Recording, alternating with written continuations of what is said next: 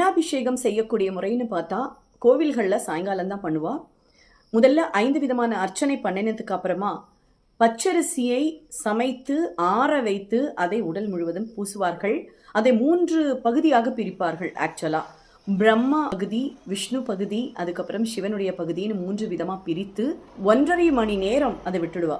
அப்ப ருத்ரமந்திரம், சிவபாராயணம் எல்லாம் பண்ணுவா. அந்த சமயத்துல அந்த சிவலிங்கத்திலிருந்து அந்த அன்னத்துக்குள்ள அவ்வளோ பவரும் டிரான்ஸ்ஃபர்மேஷன் ஆயிடும்.